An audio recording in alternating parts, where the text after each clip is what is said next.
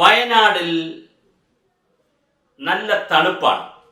പ്രത്യേകിച്ച് March April മാസങ്ങളിൽ നല്ല തണുപ്പാണ്. ഇപ്പോൾ പഴയ വയനാടല്ല, ഇപ്പോൾ തണുപ്പ് കുറഞ്ഞിട്ടുണ്ട്. പഴയ കാലങ്ങളിൽ ഒരു 10-30 വർഷം മുമ്പൊക്കെ ഞാൻ വയനാട് പോകുമ്പോൾ കോടമഞ്ഞിറങ്ങുക, വലിയ തണുപ്പാണ്. നമ്മളൊരു ഐസ് ഫാക്ടറിയിലേക്കകത്ത് പോകുന്ന തണുപ്പ്. പിന്നെ അവിടെ സ്ഥിരമായി താമസിക്കുന്നത് ചിരപരിചിതമായിട്ട് കുഴപ്പമില്ലായിരുന്നു. ഭയങ്കര തണുപ്പാണ് പകലൊക്കെ, രാത്രി ആയാലും ഒക്കെ വലിയ തണുപ്പാണ്. അതുപോലെ തന്നെ ഹിൽ സ്റ്റേഷനുകളായ കൊടൈക്കനാൽ, ഊട്ടി, പൊന്മുടി, ഇവിടെ എല്ലാ ഹിൽ സ്റ്റേഷനുകളെല്ലാം തണുപ്പാണ്. മാർച്ച് ഏപ്രിൽ മാസങ്ങളിൽ അവിടെ തണുപ്പായതുകൊണ്ടാണ് സായിപ്പന്മാർ നേരത്തെ ഇവിടെ ഭരിക്കാൻ വന്നപ്പോൾ ജൂൺ മാസത്തിൽ കലണ്ടർ വെച്ചത്. അപ്പൊ ജനുവരി അല്ല നമ്മളെ കലണ്ടറൊക്കെ, വിദ്യാഭ്യാസ സ്ഥാപനങ്ങളൊക്കെ പ്രവർത്തിക്കുന്ന കലണ്ടർ ജൂണാണ്.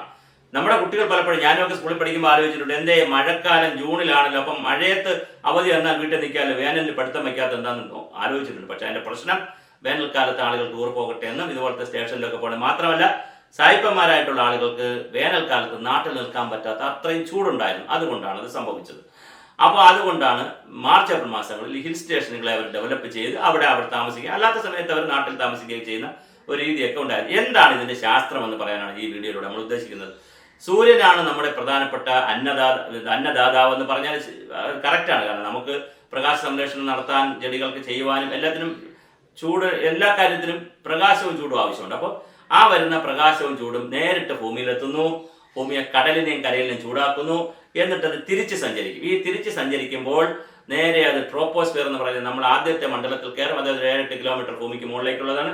ട്രോപ്പോസ്ഫിയറിൽ കയറി അവിടെ എല്ലാം ചൂടാക്കി, പിന്നെ സ്ട്രാറ്റോസ്ഫിയറിൽ കയറി, മിസോസ്ഫിയറിൽ കയറി, തെർമോസ്ഫിയറിൽ കയറി, അയണോസ്ഫിയറിൽ കയറി ആ ചൂടെല്ലാം അയോണീകരിച്ച് വീണ്ടും പോകും. ഇതൊരു സർക്കിളാണ്. അപ്പോൾ വീണ്ടും ചൂട് സൂര്യനിലേക്ക് നിന്ന് താഴെ വരും.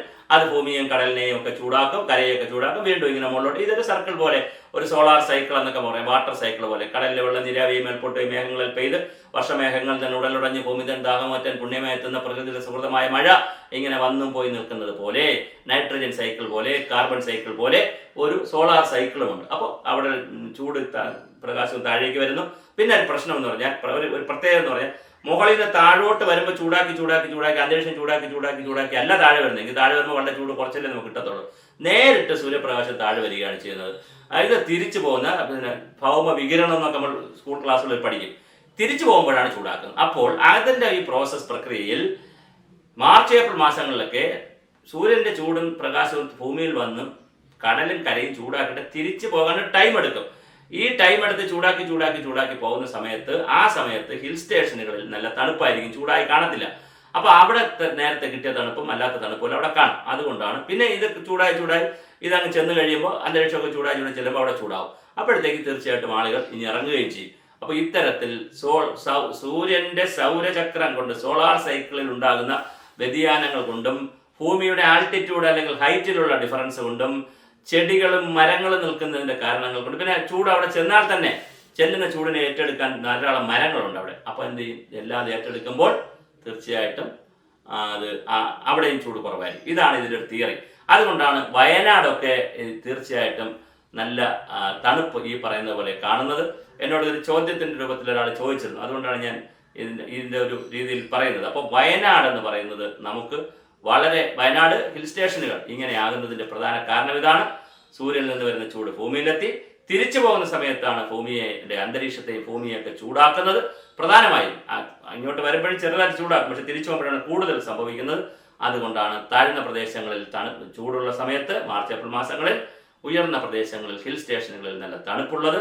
അതുകൊണ്ടാണ് നമുക്ക് അവധി അങ്ങനെ വന്നത്. ഇനി മഴക്കാലത്ത് വേണോ വേനൽക്കാലത്ത് വേണോ എന്നുള്ളതൊക്കെ സർക്കാർ തീരുമാനിക്കട്ടെ. എന്തായാലും പിള്ളേരോട് പറയാനുള്ളത്, വേനൽക്കാലമായിരിക്കുന്നല്ലേ നല്ലത്. നമുക്ക് വീട്ടിൽ അടിച്ചു പൊളിക്കാനും പുറത്തിറങ്ങാനും മറ്റുള്ള ടൂർ പോകാനും ഒക്കെ വേനൽക്കാലമല്ലേ കുറച്ചുകൂടെ നല്ലത് എന്നുള്ളൊരു ചോദ്യമുണ്ട്. എന്നാൽ ഇതാണ് അതിൻ്റെ ഒരു ശാസ്ത്രം. ഇതെല്ലാവരും അറിഞ്ഞിരിക്കുക. പുതിയ കാലഘട്ടത്തിൽ കാലാവസ്ഥ മാറ്റത്തെയും ഭൂമിശാസ്ത്രത്തെയും പരിസ്ഥിതിയെയും ദുരന്ത പരിപാലനവും ഒക്കെ അറിഞ്ഞുകൊണ്ട് മാത്രമേ മലയാളിക്ക് ഇനി മുന്നോട്ട് പോകാൻ കഴിയുകയുള്ളൂ. അതുകൊണ്ട് ഈ കുഞ്ഞു ശാസ്ത്രം കൂടി നമ്മുടെ ചാനൽ വഴി എല്ലാവരും അറിഞ്ഞിരിക്കുക.